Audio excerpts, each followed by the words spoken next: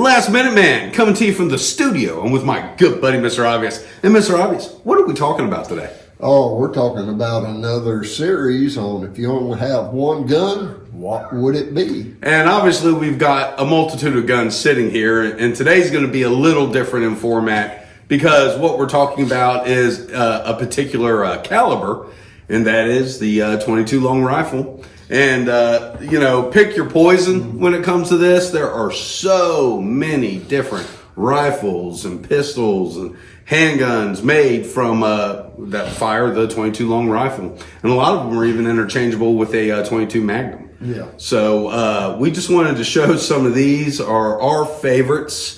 And what we got sitting on the table here, Mr. Obvious, let's start from the top and work our way down. All right, this was a old Walmart special here. This big long 22-inch barrel stainless Ruger 1022. And this one, Mr. Obvious tells me I have not fired it yet. He says this thing is a tack driver. He said it just shoots amazing. So we're going to get it out here and shoot it. And we've got all kinds of different ammo. I'd like to try out some of these here 22 Stingers he's got. And these things are over 1,600 feet per second. So 1,640 feet per second. So I'd like to see this at that long target and see what it does.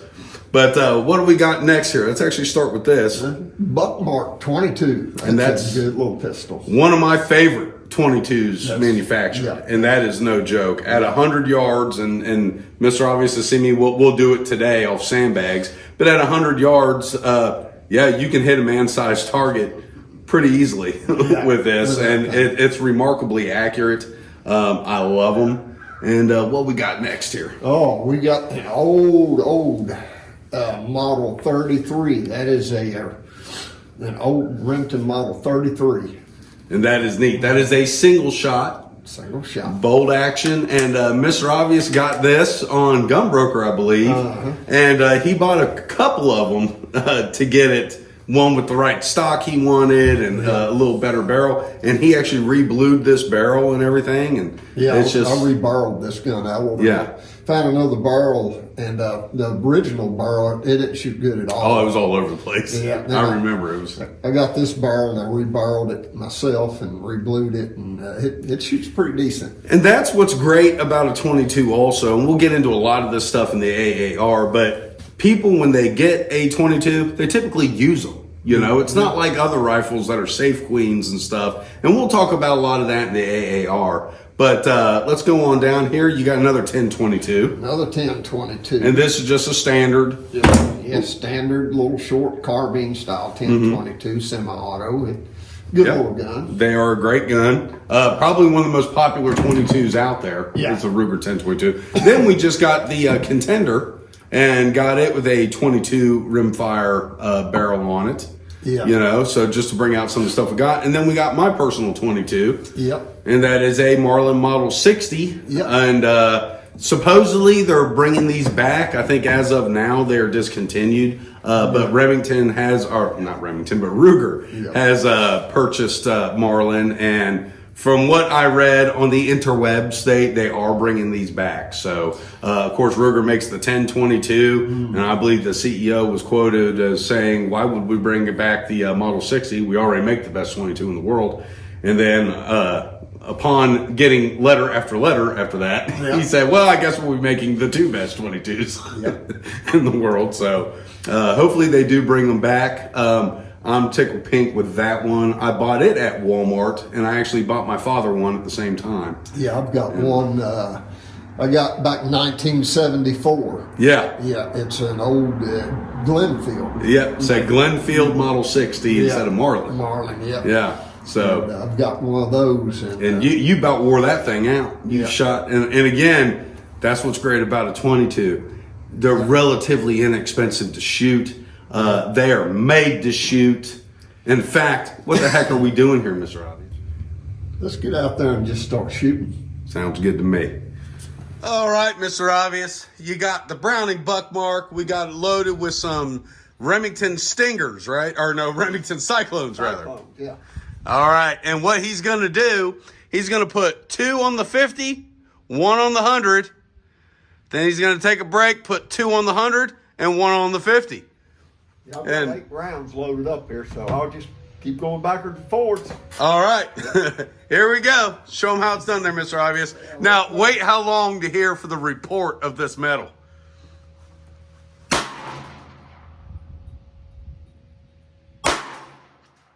I think you missed both times there.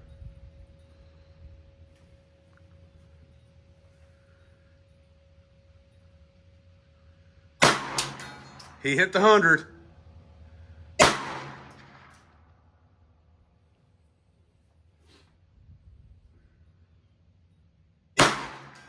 There it was.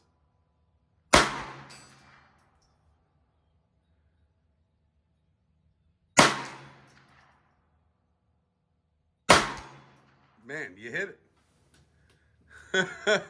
Now, you missed it a couple times, but you mostly hit it. And I just think it's neat to hear how long it takes for the report of that hit.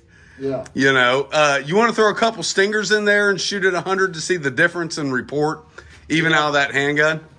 I think it's shooting a little high. It seemed like it. And that's why I hit over top of the 50. All right. Holding a little lower on the target is hitting it. Right. Yeah.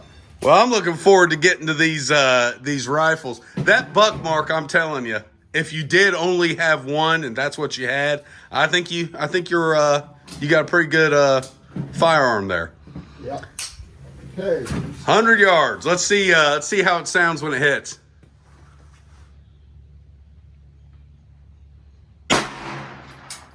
You missed it.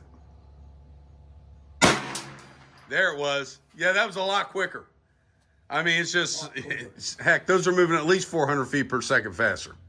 Yeah. You know, or, well, that's my perception. All right, well, let's get some of these other rifles. Stick with us. All right, so now I'm going to be shooting my Marlin Model 60 here. And I've got this loaded up with Federal, just Walmart special bulk ammo. And I'm going to do the same thing. I'm going to do 2 at the 50, 1 at the 100, 2 at the 100, 1 at the 50. And then I think I'm going to try to extend out there and shoot that 150-yard target and see if I can even hit it. So it'll just be interesting to see. Go for it. What was that? Go for it. All right. All right, here we are. 50.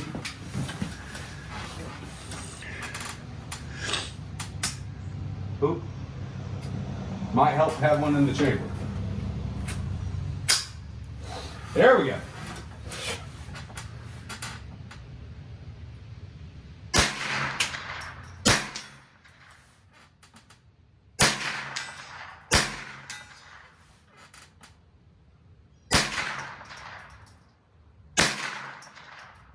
I don't know if I hit it or not. You're hitting low.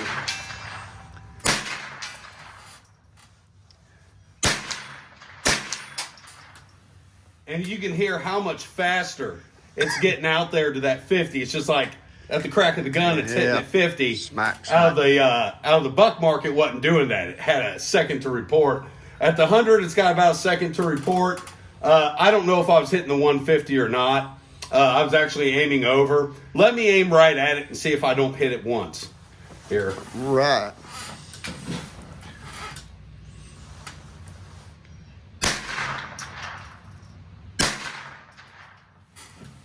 And again, I cannot hear it, so I think I'm missing it. But probably shooting under. But I could get out here all day without a big target to kind of pinpoint where I'm hitting. But we're seeing about the limitations of me with this and the type of ammo we have. About 100 yards, I'm fairly decent with it. And, you know, really, probably wouldn't be shooting a squirrel at 100 yards, but it's capable. Yeah, I mean, you can hit a groundhog at 100. Yeah. So now let's get over here and get this bolt action in here, and I'm curious to see how Mr. Obvious does with this. I'll go ahead and get it. And I think these are neat. When you're talking a first rifle, you know, for a little guy or gal that you're wanting to get into hunting, this is a relatively safe firearm to use. It is a single shot. So You have to slide it into the you gotta slide it in. in the barrel. Yeah, that's what I used to squirrel hunt with years ago. One of them. So then you gotta pull back the hammer. Yep. Pull the hammer Here. back. Now I'm going to shoot it to 50, and I don't think I've ever shot this one. I may have. I can't remember.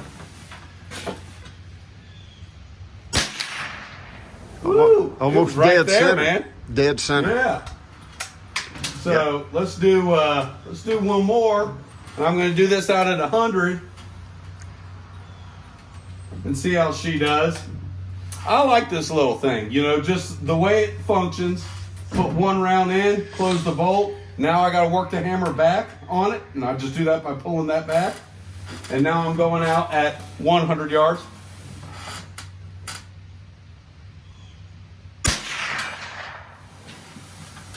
And it did hit. Yeah, so just to the right of the black. It seems very flat shooting. So I'm going to try at 150 again. Hold high on the target. And see what happens. Okay? So I'm using the same stuff, just these cyclones. Close the bolt. Pull my hammer back.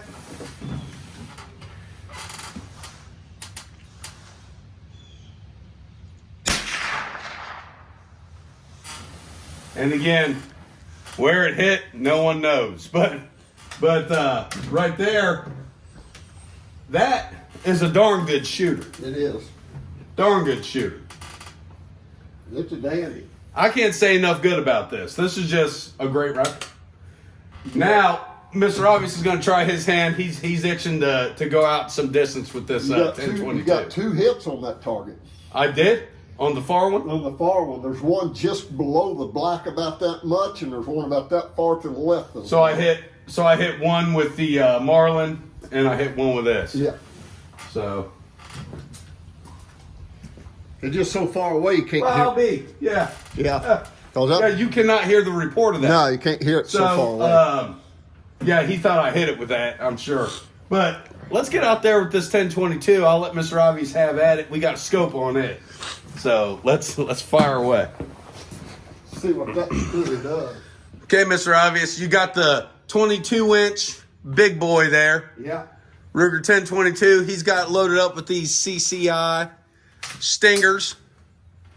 And are you going to go out to 100 first? Where you just now Do, we'll play do 100 first, then do the 150 and see what happens. All right, 100. Just to the left of the black. Oh, all right. Okay. 50. Yeah, it's at the crack of the gun.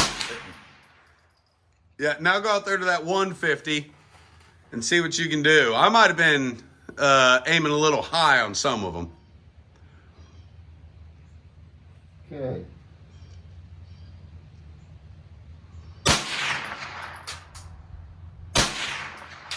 I don't see it hitting the target. I can't even see or hear. Go up a little higher and see.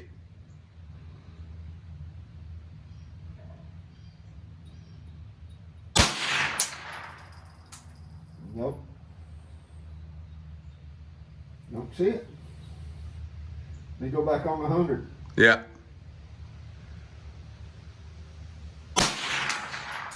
So what we're really seeing is the limitation of both us, the rifles, and the ammo. About 100 yards is where we're consistent. When you go out past that, we start to fall off. Looks like it was hitting low on the 100. Yeah, but This gun ain't been shot in 5 years. oh, go ahead, throw in a couple of those cyclones and see what happens. Well, if it's hitting low, these are faster. Yeah, I'm just curious. So different ammo will print different. Yeah. You got stingers back in it?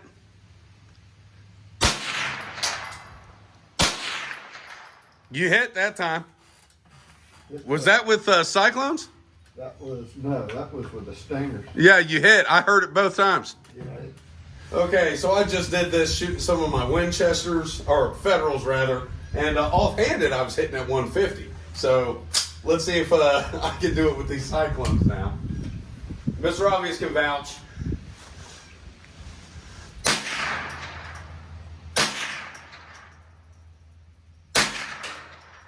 I'm not hitting it now. No. Let's go out 100 and see.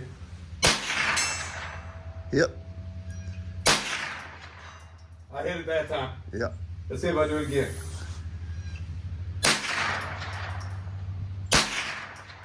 Nope. I got it. So I hit it twice out of that. But what was funny, I said, now watch, I won't do it on camera, but I did. I hit 2 in a row with those Federals. But I hit it twice there, just not in a row. It took me a few shots. And that's offhanded. So I really like this. This Marlin Model 60. It's one of my favorite things to shoot. It's just makes anybody look kind of good. And we are back with our after action report. And what do we have to report today, Mr. Obvious? Oh, we're talking about the little guns. You can go out and get you squirrels, rabbits, birds, or groundhogs, whatever you need to eat with. Absolutely. And you know, when we're talking about the one rifle or one gun concept, for me, it's all about versatility. And, you know, you may be in a without rule of law scenario. Defense is always something that you should be considering. But if you only, thank God I don't have to have just one. But I can't imagine not having a 22. Yeah. I mean, that's one thing I will say. Now, if I only had to have one rifle, would a 22 be my pick? Probably not, but it does have versatility. When we talk about defense, some things I look at are what I call the 3 Ps: placement, penetration, then power. Power being the least important thing, but it is important. This definitely covers the first 2. Placement and penetration, you've got with these. Like Mr. Obvious stated, if you're bringing home, you know, rodent game like rabbit, squirrels, groundhog. I don't know if you like to eat possum. That's not something I would get, but you know, just a big rat. But you know, there are different strokes for different folks out there. Back in the day, you know, hey, the Great Depression. We were discussing this last night. Oh yeah. You know, what did all these World War II... I know my grandfather, when he came back from World War II, he bought a 550-1 Remington. He wanted a good 22. That's what he wanted. Throughout all of the early 20s, 20th century, was every farmer had a good shotgun and a 22. Yeah. That's what you had. Because, you know, you may have to take down a little larger game or something. That's what your shotgun was for. But feeding the family, there weren't deer and stuff. In the state of Kentucky anyway, in the 30s, 40s, and 50s, they'd pretty much been all wiped out. Yeah. And so there weren't any. People were hunting mostly squirrel, groundhog, rabbit, raccoons, you know, and a 22 really did fit the bill with that. Yeah. You could feed your family in those days off the 22. That's what they did. That's what people did. Yeah. Yeah. So 22s were vitally important. And I agree with that even today. Again, as I stated, thank God I don't have to have just one rifle, but I can't imagine not having a 22. I mean, I love this firearm. It's capable of a lot of things. I wouldn't want to be hit by it if somebody was out there shooting at me. I certainly wouldn't want to be hit by a 22, but would it be my go-to defense weapon? No, it wouldn't be. You know. Worst case scenario beats a stick. Yeah, it beats a pointy stick. But I do want to say, out there shooting at distance, something a lot of competition shooters do is they shoot subsonic ammo. And I was explaining this to Mr. Obvious. He said, surely those stingers would be more accurate. Well, that's not the case. Actually, what you come to find is when you go from supersonic to subsonic, the bullet completely changes the way it acts. So as soon as it slows down to a subsonic bullet, it kind of goes wonky. It starts to drift. It starts to do funny things. If it stays subsonic the whole way, it kind of maintains, it's like throwing a football. It'll maintain that kind of same trajectory. And I learned that on YouTube, watching competition shooters talk about it. These guys that are shooting what I would call extremely long range with a 22, and they're shooting 275, 350 yards, and they're doing it with subsonic ammo. And they were saying that's with very expensive rifles, by the way. They're not doing it with off the shelf 1022s and stuff. But yeah, for us, I mean, what I would call its real effective range is 100 yards. You know, I'd say I'm confident I would be able to hit a groundhog at 100 yards with any of these that we shot today. I've killed groundhogs 100 yards with this one. Yeah, and that's with stingers. Yeah, very, very, very, very plausible. Now this Remington Model 33, I love that thing. You know, if you're looking to train your next hunting buddy, you know, whether it's your young daughter, young niece, young nephews like I have, or grandsons, whatever, this is an excellent rifle to train with. And let's go ahead and pull that up here, Mr. Obvious. Yeah, that's a little single shot right there. This is excellent. Yeah, that was made back 1933, and it's called the Model 33. Yes, and these things just, what a neat little gun. And you can find these relatively inexpensive still. There are modern versions of this, the Cricket. Pardon me. But, you know, I like this. It's got a bolt action, single shot. So you got to load in each round individually.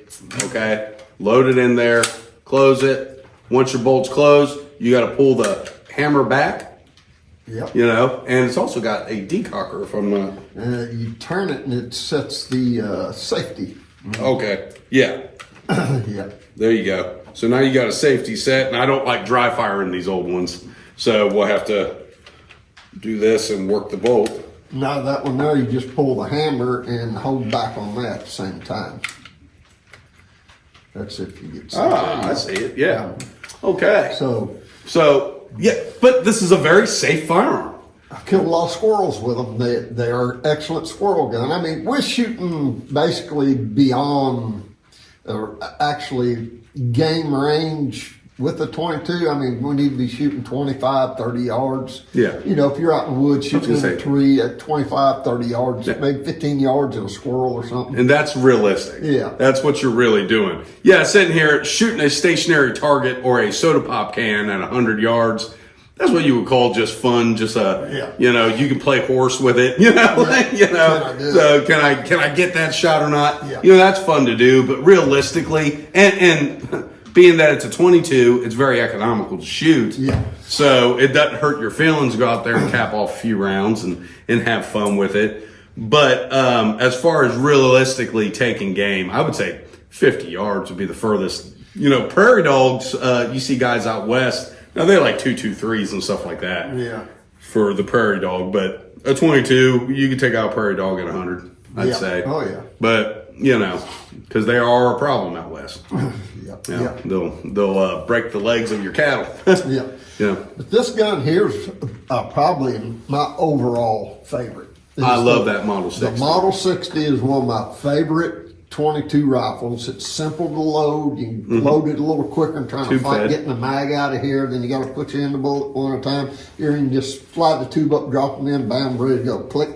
And it's semi-automatic, and they're very accurate. Yeah. They're very accurate. Yeah, I shoot this one a lot. And like I said, I shoot federal out of it mostly. But there at 150, offhand, I was hitting that target with the federal. And it's because that's what I'm used to using. And pretty much, they go subsonic real fast. Oh, yeah. You know, so that's why I was shooting a little more accurate with that. But I shoot this thing about every day. I go out and just crack all shots off my back porch of an evening. It's kind of like an unwinding thing for me. I like to shoot and just relax, and it's you know, and it doesn't, you know, you're not running off everything in the country when you shoot. It's not so loud. That it's not a high powered rifle. I just enjoy shooting those, and that's one nobody would ever be able to get that from me. That's you know, you'd have to offer me enough to buy another one. You know. But I love that. I love that rifle. And I've got 1022s also. My oldest nephew, that was the first firearm I purchased for him, was a 1022. I thought, well, you know, it's something he can kind of grow into a little bit. And there's some things ergonomically about the 1022 that I don't prefer. The grip and everything on it feels just a little, it's like holding onto a brick. We've talked about this. It's a little more bulky. It's heavier. This feels more, you know, I got to say, it feels like a more elegant rifle. It's streamlined. It's slim. Even though the 1022 probably is probably the number one selling 22 in America. I mean, it's a very reliable. I just tend to shoot the Model 60 better. That's just me personally. Yep, I like mine after my Model 60. Yeah, and it's kind of like when talking about shotguns, some people just love the Remington 870. Some people just love the Mossberg, and you'll see guys that'll butt heads. Mine's better than yours. Well, really, they're both excellent. It's just what do you like? You know what quirks? You know, and typically what I found is it's whatever you started with. Yeah. You know, when you give somebody, because I was always an 870 guy. And now I shoot a lot of Mossbergs just because I think their quality over the years maintained and was better than the Remington quality. Although the new Remingtons, they say, are a lot better. But, you know, when we're talking just one rifle, like I said, a 22 wouldn't be my go-to, but I can't imagine not having one. Yeah. So about got to have one. It is a very versatile rifle. If you are serious about hunting, serious about the off-grid lifestyle, you know, I'm into that. That's one of the things I do. And it's, if you're gonna live off game that you catch, 22 is almost necessary. Good bug out gun. Yeah, they've got takedown models. You know, you got the Henry makes the newest version of the AR7, I think is what it's called. And, you know, they say they're fairly accurate, you know, relatively speaking. For me, I don't like takedown models. They tend to not hold, in my experience, they don't seem to be the most accurate thing in the world. And, you know, honestly, guys, this is so small, compact, and light. That's easy to pack around with you. Yeah. And you can 2 pockets full of ammo, and you got 1,500 rounds, and so it's hard to argue against having a 22 for sure. And I'm all for it. I'm all for it. If you can only have one, can you get by with a 22? I'd say, well, sure. Yeah, absolutely. I'd say you can. People did years and years and years ago. Yeah. 22 in a shotgun. I had a great grandpa, I guess. He traded 2 hogs and a 22 rifle to, I forget how many acres, 800,000 acres. Yeah, it's funny. We've got some of the old deeds. Yeah, old deeds, yeah. years and years and years ago. Now, it's weird. Now, actually, your great-grandfather and my great-great-grandfather was a school teacher. And yeah, he had to sign off on everyone's deed because they would make their mark and he would sign for them. I've got all the old deeds. It's actually pretty neat. That's the kind of stuff you see. Yeah. Like people traded a couple hogs and some grain to some land. I mean, there in the 30s, it was rough times. Yeah. My dad, back in the 30s, he was in World War II. In the 30s, he had a 22 rifle, no single shot like this, that he'd get possums and coon and whatever he could, and he'd take the hides and trade them the flour and meal for the family. The people were still buying hides even back then. Yep. Actually, we've got a buddy, and I'm going to have to get over to his house and take a picture of it. But he's got a general store. I think it was from like 1898 or something, if I'm remembering correctly. It was right before the turn of the century. But it's an old listing that they had on the wall of the general store that told you what the hides were worth, what they give you per hide. Yep. And a regular house cat was on the thing. And I said, what in the world would somebody have been using cat hide for? Tell them, Mr. August. Well, cat hides back in the day was used a lot. They could make either shoestrings or something out of it, and they would make also banjo heads for a banjo. Yeah. I said I couldn't for the life of me figure out what you would use a cat hide for, but that's offensive to people nowadays. Yeah. Oh man, could you imagine taking cat hides and somebody die? You couldn't do something like that. Yeah. But that's somebody's whiskers. Yeah. But anyway. Where did whiskers go? But anyway. Honey, you seen my cat? Well, I haven't seen it.